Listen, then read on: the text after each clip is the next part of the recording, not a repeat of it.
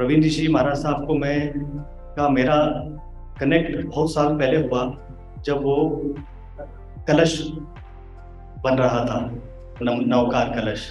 उसकी डिजाइन में energy system का उनको कुछ योगदान चाहिए था, तो उसके लिए उन्होंने मुझे बुलाया था जब मैं जर्मनी से जस्ट आया था पढ़ाई करके।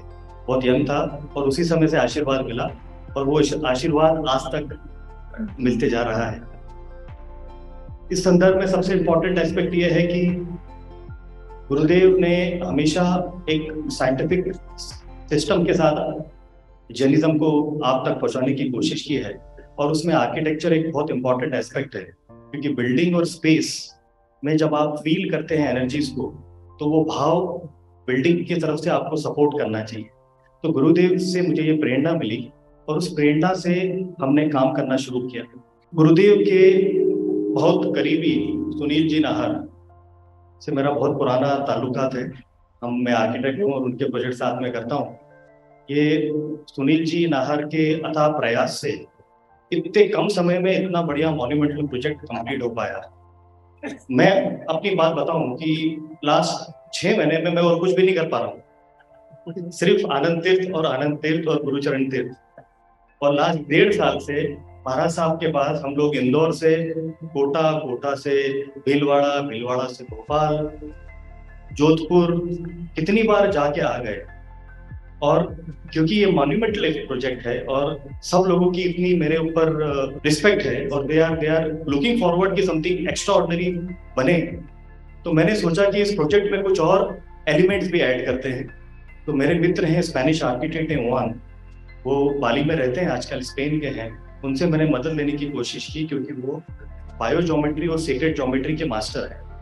तो उस संदर्भ में मैंने ये प्रोजेक्ट को इंटरनेशनल आर्किटेक्चरल कम्युनिटी के साथ जोड़ने की कोशिश की।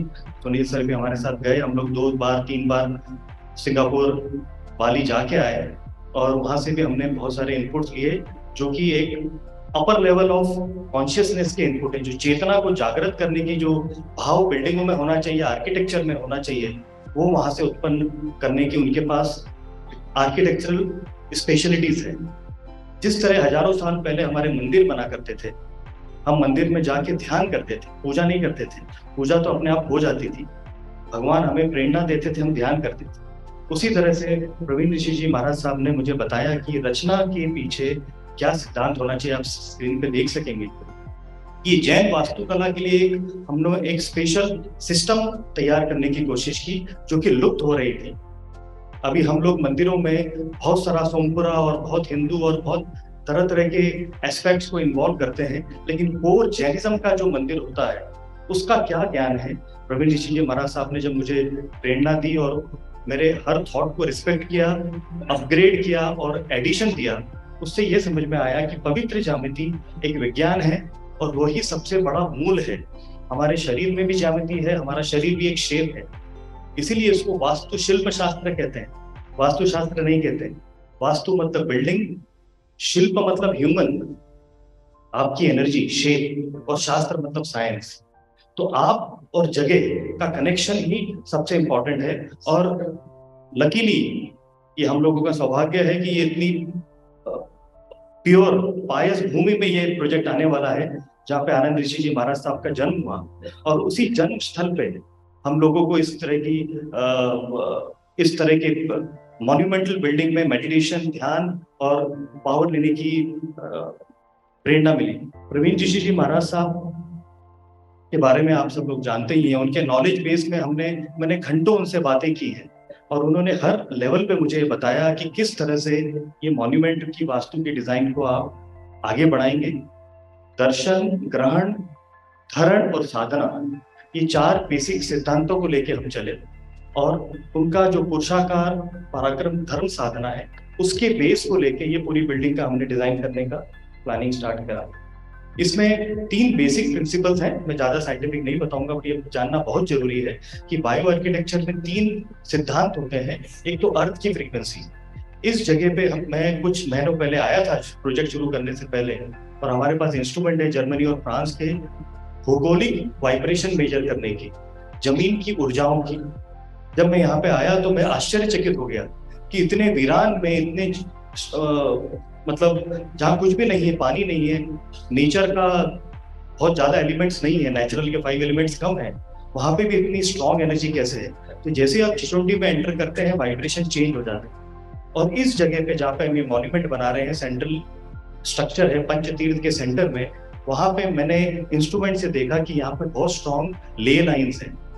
ये ले लाइन्स जियो बायोलॉजिकल ग्रिड होती है, जिसपे पुराने मंदिर और पुराने चर्च, पुराने मॉन्यूमेंट्स, मॉस्क, जितने भी हजारों साल पहले मंदिर बने थे, वो जमीन की ऊर्जा को ध्यान करके बनाए गए थे। और उसी जगह पे उसको हम कहते हैं पावर स्पॉट्स। और यहाँ पे हमें पावर स्पॉट मिला। ये आश्चर्य की बात है, इस जगह पे पावर स्पॉट मिला, और लकीली वो पावर स्पॉट बिल्कुल सेंट्रली अलाइंड हो रहा था। और वहीं पे हमने फिर सबको, मैंने सुनील जी और ट्रस्टीज को बताया कि यहाँ पे हमें बनाना चाहिए, और महाराज साहब के साथ सबने एग्री किया। तो ये भौगोलिक ऊर्जा का एक मॉन्यूमेंटल एग्जाम्पल होगा। और उस जगह पे अगर ये मॉन्यूमेंटल बिल्डिंग बनेगी, तो जब आप ध्यान करने जाएंगे, तो वो अर्थ की एनर्जी, जिसको शूमन वाइब्रेशन कहते हैं, वो आपके शरीर में पहुंचेगी। दूसरा है शेप। जब शेप की एनर्जी की बात करते हैं, ऊर्जा की, तो शेप कैसा होना चाहिए? गुरुदेव ने मुझे बोला कि उनको मैत्री मंदिर एक स्ट्रक्चर है, बड़ा अच्छा लगता है। कुछ साल पहले पौंडीचेरी में औरबिंदो आश्रम के पास ऑरविल में बना है। तो उसकी प्रेरणा गुरुदेव ने दी, मैं वहां पे जाके देख के आया, मैंने समझा और वो शेप को स्टडी किया। फिर ये देखा गया कि वो शेप लोटस शेप के साथ मिलता हुआ है। वो लोटस शेप आनंद ऋषि जी महाराज साहब की पदम चरण के अंदर जो पदम कमल है, उससे हमने उत्पित किया है। उस शेप को हमने स्टडी किया। जर्मनी में मेरे टीचर से, फ्रांस में बाकी लोगों से मैंने बायोलॉजिकल अंडरस्टैंडिंग में सीक्रेट ज्योमेट्री के शेप को बताया, तो उन्होंने कहा padam is the most strongest shape for meditation. कमल जिस तरह से कीचड़ में उगता है, और जो उसकी खूबसूरती है बताने की जरूरत नहीं, उसी तरह से ये वाइब्रेटरी पैटर्न अर्थ की मिट्टी में, चिचोंडी की मिट्टी में ये उत्पन्न होगा, और ये कमल की वाइब्रेशन हमको मिलेगी। शेप एनर्जी ये है। वाइब्रेशन के साथ एक बहुत इंपॉर्टेंट चीज होती है शेप और अर्थ के साथ मटेरियल। किस तरह के मटेरियल की बिल्डिंग में आप बैठे हैं? अभी आप वहां पे ध्यान कर रहे थे, वहां पे कपड़े की छत थी, और जमीन की ऊर्जाएं आपको मिल रही थी इतनी गर्मी में। तो क्यों ना हम ऐसा मॉन्यूमेंटल बिल्डिंग बनाएं जिससे हमारी एनर्जी डिफ्लेक्ट नहीं हो। इसीलिए हजारों साल पहले लोहा यूज नहीं करते थे बिल्डिंगों में, मंदिरों में भी लोहा यूज नहीं होता था, क्योंकि लोहा हमारी बायो एनर्जीज को, चक्रास को डिसअलाइन कर देता है। और जैसे ही चक्रास डिसअलाइन करते हैं, आप ध्यान नहीं कर सकते, साधना नहीं कर सकते, स्तुति नहीं कर सकते। तो फिर हमने इस प्रोसेस को, मैंने समझा, मेरे टीचर और मेरे जो पार्टनर है इमरान, उनसे बोला, तो उन्होंने बताया कि एक मटेरियल आता है जिसको हम कहते हैं बसाल्ट। बसाल्ट एक पत्थर है जो सबसे ज्यादा हमारे एरिया में पाया जाता है। काला पत्थर जिसको हम डबर कहते हैं, डबर बांधकाम करते हैं, सब जगह देखा होगा। वो बसाल्ट को गला के चाइना और रशिया में उसके रीबार्स बनाए जाते हैं, सरिये बनाए जाते हैं, 12 mm, 8 mm, 6 mm, 10 mm। उस रीबार को हमने इस्तेमाल करने की सोची, और ये देखा कि उसको बनाने में क्या ये टेम्पल, ये जो मॉन्यूमेंटल स्ट्रक्चर है, इस शेप का बन सकता है।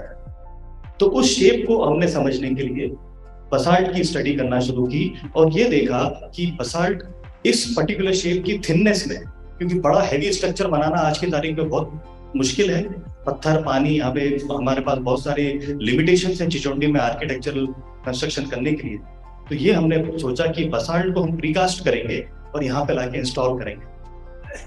बसाल्ट की बिल्डिंग में जब आप बैठेंगे, तो आप पत्थर की बिल्डिंग में बैठे, एक बड़े मंदिर में बैठे, विशाल मंदिर में। और उसको जोड़ने के लिए कोई हमें केमिकल की जरूरत थी। तो फिर हमने एक और चीज रिसर्च की। सिंगापुर में एक साइंटिस्ट है जिन्होंने प्लांट से रेजिन बनाया है, इसको बायो रेजिन कहते हैं, बायो एपॉक्सी।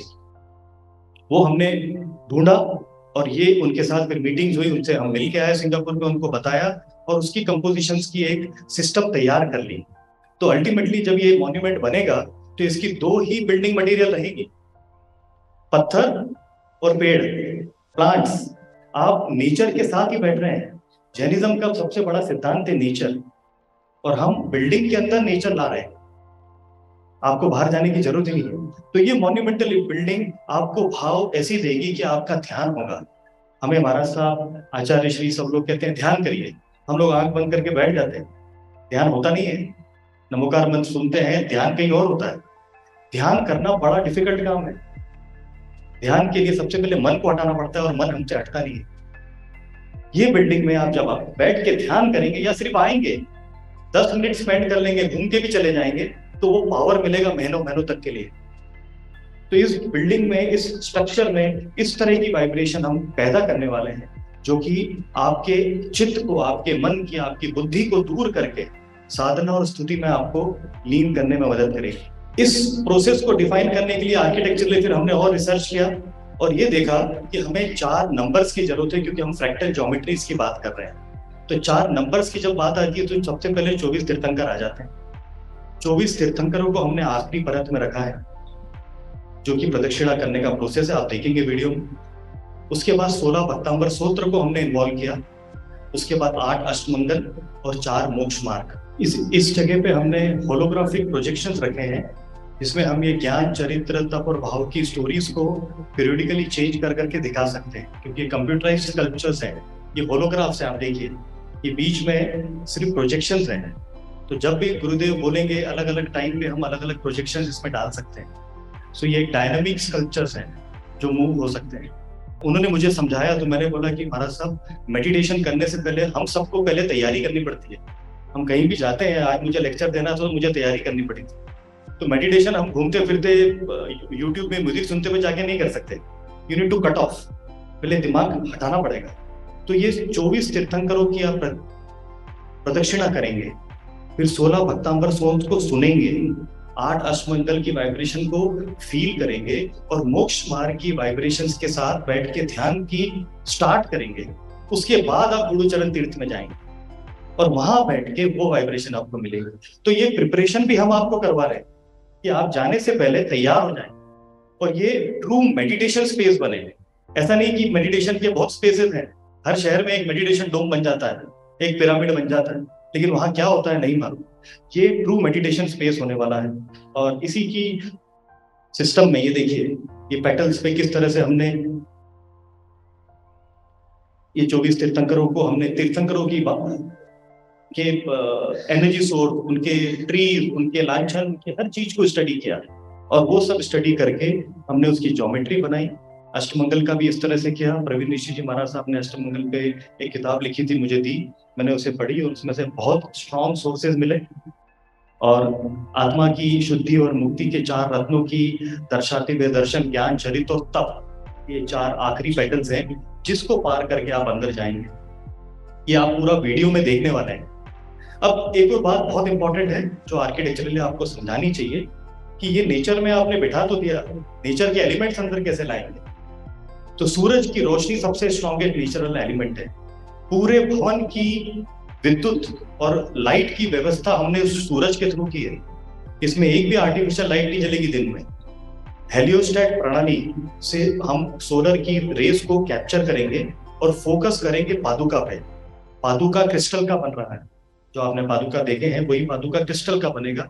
उस पर जब रोशनी आएगी और वो कॉन्केव शेप में आएगा तो वो रोशनी डिफ्यूज होगी पूरे घर में, पूरे भवन में, पूरे कमरों में। ये 3 लेवल की बिल्डिंग है, तीनों लेवल तक ये रोशनी जाएगी। तो नेचुरल एलिमेंट की जो हम बात कर रहे हैं, मटेरियल से, शेप से, हमने पावर स्तन का भी लिया है।